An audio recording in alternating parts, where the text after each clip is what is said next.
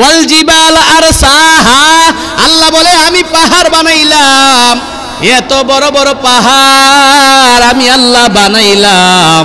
সে রাত্রিবেলাও সেখানে দাঁড়িয়ে থাকে, দিনের বেলাও দাঁড়িয়ে থাকে, তুমি দেখলেও দাঁড়িয়ে থাকে, না দেখলেও দাঁড়িয়ে থাকে। কেন জানোনি দাঁড়িয়ে থাকে রে বান্দা? এই জন্য দাঁড়িয়ে থাকে কারণ মাওলা তোমার জন্যই তাকে বানাইছে। আল্লাহ বলেন ওয়াল জিবাল আরসাহা, আমি আল্লাহ ওই পাহাড়কে বানাইলাম। কেন বানাইছি জানো? কারণ তোমরা উত্তরগাঁওয়ে অনেকগুলি মানুষ বাস করো, আবার উত্তরগাঁওয়ের বিলের মধ্যে অনেক মানুষ থাকে না, খালি জায়গা পড়ে আছে। যদি এমন হয় দুইটা পাল্লা একসাথে সমান করিয়ে ধরো, একটা পাল্লার মধ্যে মানুষ যদি বেশি থাকে, আরেকটা পাল্লার মধ্যে মানুষ কম থাকলে যেই পাল্লার মধ্যে মানুষ বেশি হয় ওই পাল্লাটা নিচে নেমে যাবে, দেবে যাবে। কি বলেন ঠিক না বেঠিক? আল্লাহ বলেন ও দুনিয়ার মুসলমান, একটু বিবেক দিয়ে চিন্তা করো, আমি আল্লাহ কত বড় রহমান। আমি আল্লাহ ঢাকা শহরে, শুধু ঢাকাতেই কত লক্ষ লক্ষ মানুষ বাস করে, সেই তুলনায় উত্তরগাঁওয়ে এত মানুষ বাস করে না।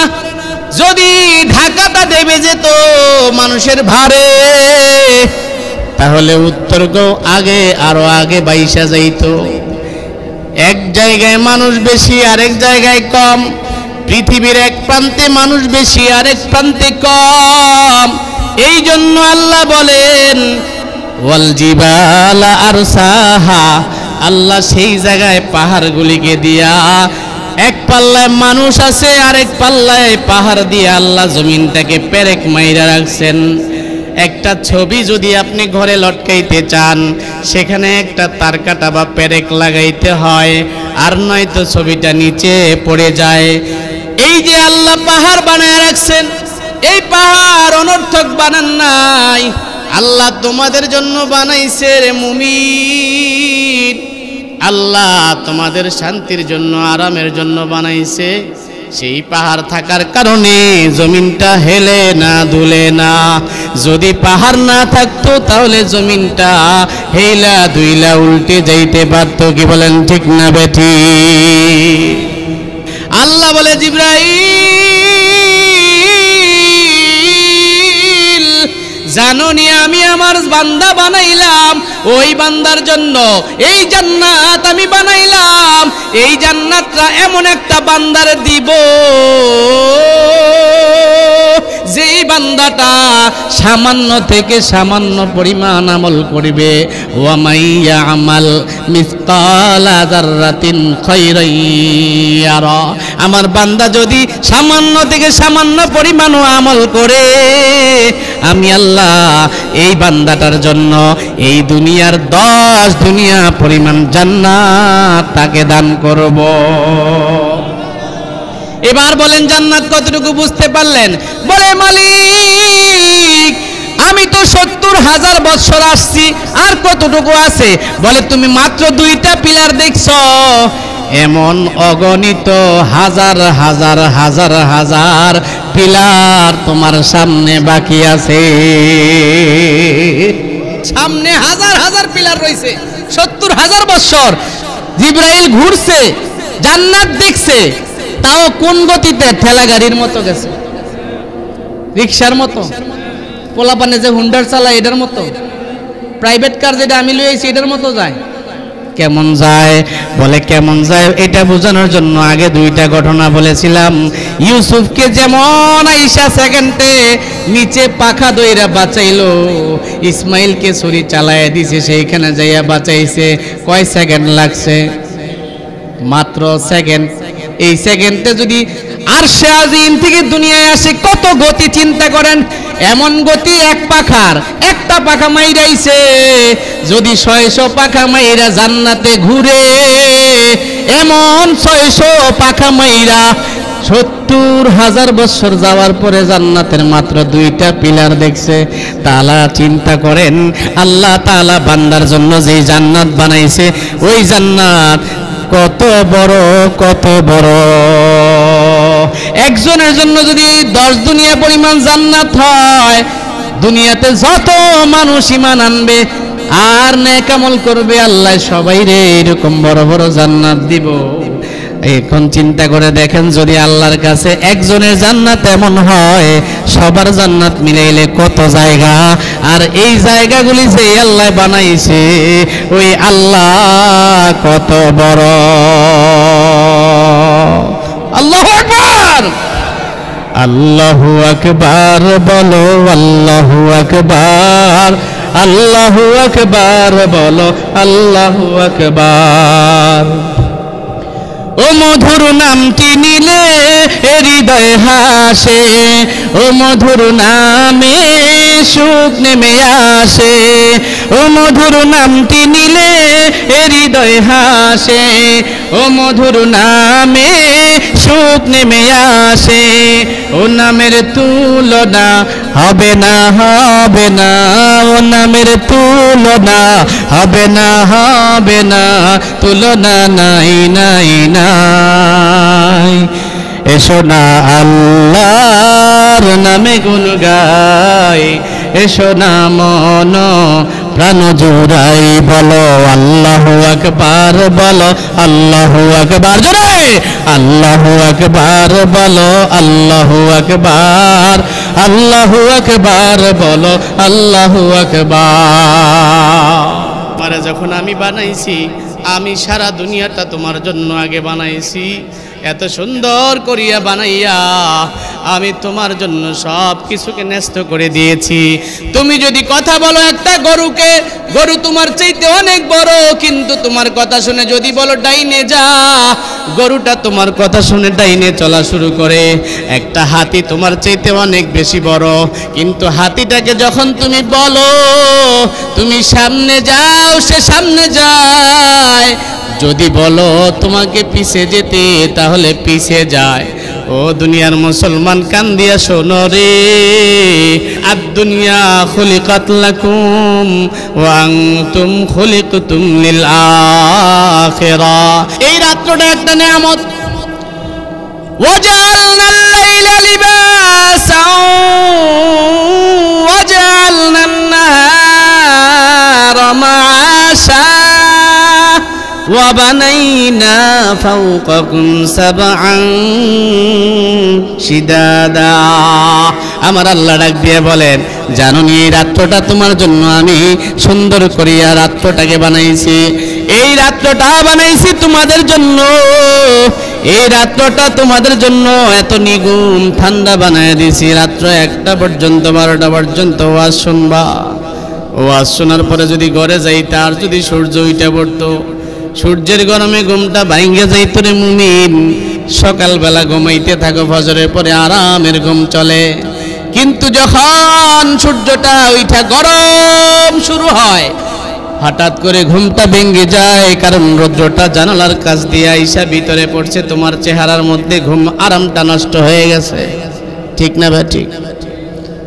তাহলে আল্লাহ বলেন, এই রাত্রটাকে আমি বানাইছি, আমি রাত্রটা ঢাইকা দিছি। রাত্রটা ঢাইকা দেওয়ার কারণে এই রাত্রটা শান্ত হয়ে থাকে, এই জন্য তুমি ঘুমাইতে পারো।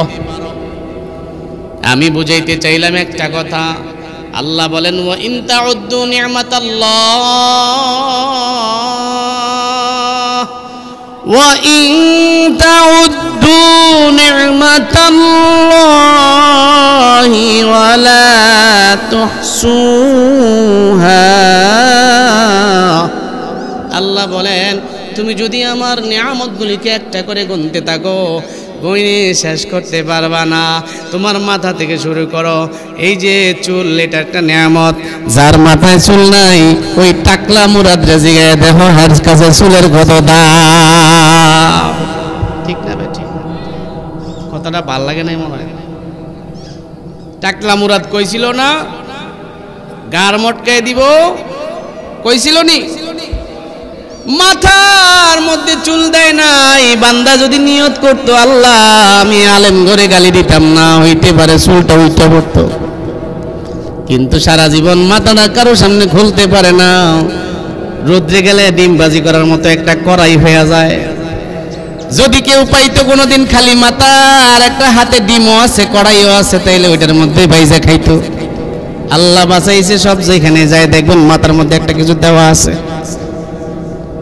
ওই টাকলা চুল থেকে শুরু করো, তোমার মাথায় চুল, এটা রহমত। কি বলেন, ঠিক না বে ঠিক? আর যদি হিন্দু পূজার মধ্যে কোনোদিন শিবা দিয়া গিয়া ঢুকতে পারে, টাকলা মুরাই দেয়, ডোলায় ডোলে বাড়ি না দিয়া তবলা বাজানো শুরু করব। ঠিক না বে ঠিক? কেন জানেন? আল্লাহর নিয়ামতকে অস্বীকার করছে। নিয়ামত, এই যে একটা চুল, এটা একটা নিয়ামত। সেখান থেকে মাথা, চোখ, ভ্রু, এই যে চোখের মণি। যার কাছে চক্ষু নাই তারা জিজ্ঞান, যার কাছে চোখের আলো নাই তারে জিজ্ঞাসা করেন চোখ করব তো নিয়ামত। জবান একটা নিয়ামত, বুবাকে জিজ্ঞাসা করো, বলতে পারে না, মাকে মা বলে ডাকতে পারে না। ওই মাকে জিজ্ঞাসা করেন কত ব্যথা তার দিলে, যেই মায়ের সন্তানটা মাকে মা বলে ডাকতে পারে না, সন্তানটা যদি হঠাৎ করে একদিন মা ডাক দিয়ে দিত, যেই সন্তানটা পৃথিবীতে এসেছে, বোবা হয়ে এসেছে, ওই মা সব সময় সন্তানের মুখের দিকে তাকায় থাকে, দেখি আল্লাহ আমার বাবার জবানটা খুলে দেয় কিনা। বাবা রে, আমার একবার মা বলে ডাক দে, আমার বাবা বলে ডাক দে। সন্তানগুলি যখন আব্বু আব্বু বলে ডাক দেয়, মা বাবার কলিজা ঠান্ডা হয়ে যায়, চিল্লায় বলেন ঠিক না বে ঠিক? এমন অনেক বাবা আছে, বাবারে বাবা বলে ডাকা হয় না, চিল্লায় কোন ঠিক না বে ঠিক? মাকে আমরা যত বেশি ডাক দেই, বাবারে এত বেশি আমরা ডাক দেই না, চিল্লায় বলেন ঠিক না বে ঠিক? জিবরাইল ফেরেশতা কতটুকু বড় জানেননি? জিবরাইল ফেরেশতা কতটুকু বড়? আল্লাহু আকবার। মিশকাত শরীফের হাদিসের মধ্যে আসছে, এই জিবরাইল ফেরেশতার এই কান্দের এই জায়গা থেকে নিয়ে ঘাড় পর্যন্ত আসতে 500 বছরের রাস্তা। সুবহানাল্লাহ বলেন।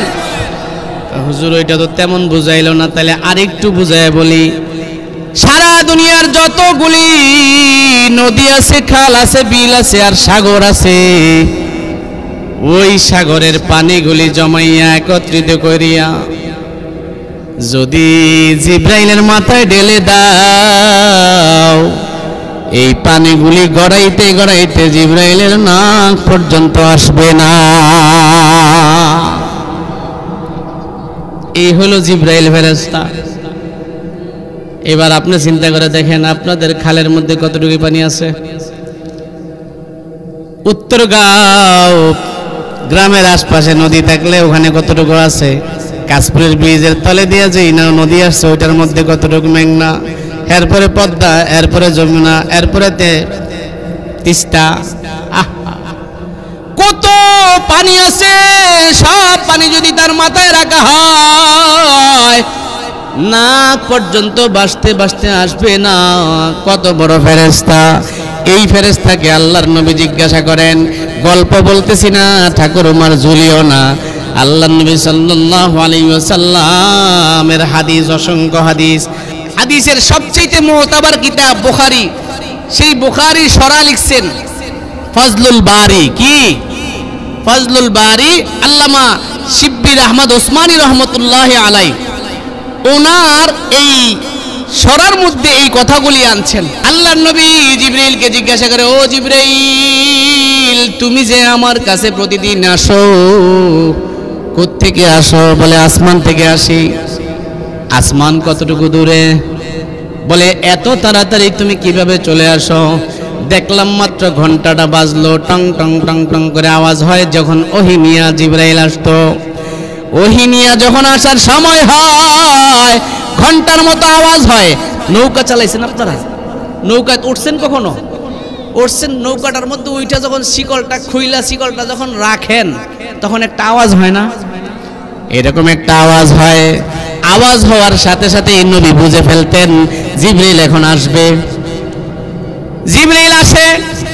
আওয়াজ হওয়ার সাথে সাথে জিবরাইল, আল্লাহ নবী ডাক দিয়ে বলে, ও জিবরাইল, তুমি যে আসমান থেকে আসো, এত তাড়াতাড়ি দেখলাম মাত্র ঘন্টা পড়লো, সাথে সাথে এসে বললা, কোত্থেকে এত তাড়াতাড়ি আসো?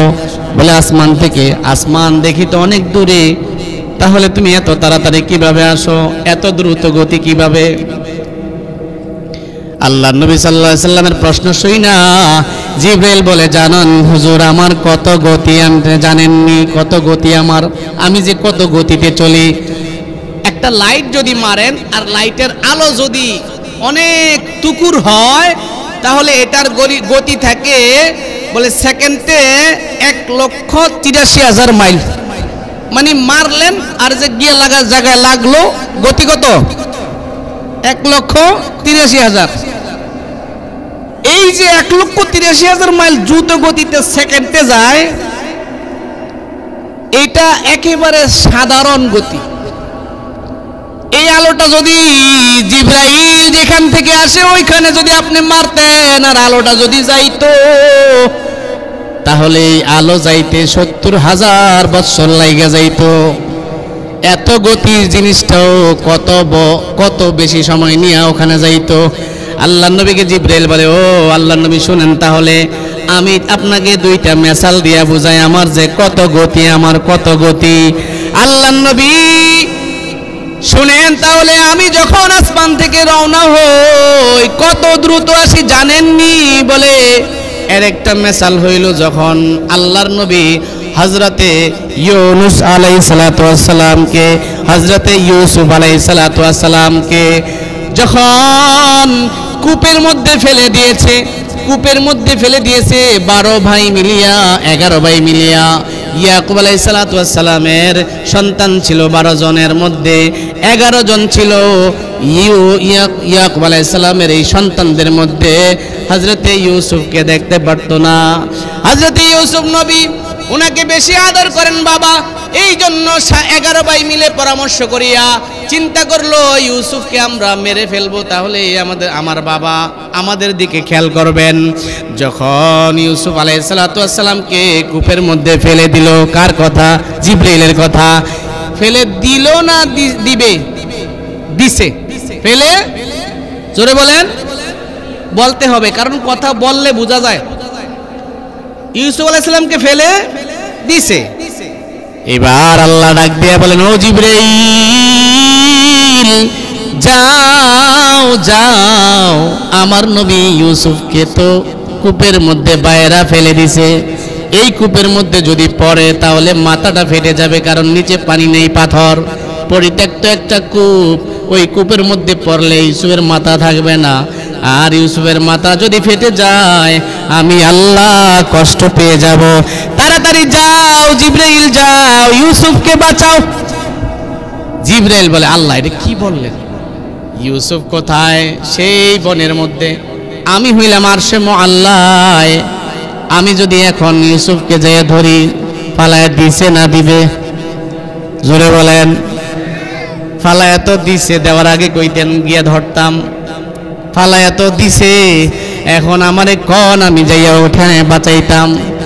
জিবরাইল বলে, আল্লাহ পাকের হুকুমে ও নবী তাহলে শুনেন আমার কত দ্রুত গতি। আল্লাহর হুকুমে আমি সেই আরশে মুআল্লা থেকে প্রথম আসমান, দ্বিতীয় আসমান, তৃতীয় আসমান, চতুর্থ, পঞ্চম, ষষ্ঠ, সপ্তম আসমান 7টা। ওয়া খালাকনাকুম সাবআন শিদাদা। আল্লাহ বলেন আমি 7টা আসমান বানাইছি। একটা আসমান, প্রথম আসমান জানোনি কত বড়, কত বড়। হায় আল্লাহ, এই আসমানটা এত, তোমরা যা দেখো কত দূরে, এই আসমানটা আবার এত মোটা করে বানাইছি, যতটুকু এই জমিন থেকে আসমানের ফাঁকা ওই আসমানটা এতটুকু মোটা। এরপরে 7 আসমান, এখান থেকে যতটুকু আসমান আছে এরকম 7টা জায়গা মিলাইলে যতটুকু খালি হয়, দ্বিতীয় আসমানটা প্রথম আসমান থেকে এতটুকু দূরে। এরপরে আবার এরকম 7টা আসমানের দিয়া মোটা বানাইলে যা হয়, দ্বিতীয় নাম্বার আসমান বানাইছে এমন মোটা করিয়া। এরপরে তৃতীয় আসমানের এই খালি জায়গাটা 7 আসমান 7 জমিনের মতো মোটা। এইভাবে যাইতে যাইতে আরশে মুআল্লা, আল্লাহু আকবার, এত উপরে সেই আরশে মুআল্লা, আরশে আজিম, সিদরাতুল মুনতাহা থেকে আল্লাহর নবী গো আমি রওনা হলাম। আমি আল্লাহর হুকুমে রওনা হয়ে আইসা দেখি ইউসুফ এখনো মাটিতে পড়ে নাই। আমার রহমতের বিছানা, আমার রহমতের ডানাটানি বিছা দিলাম, আর ইউসুফ নবী আমার পাখার মধ্যে পড়েছে। চিল্লায়া বলেন সুবহানাল্লাহ।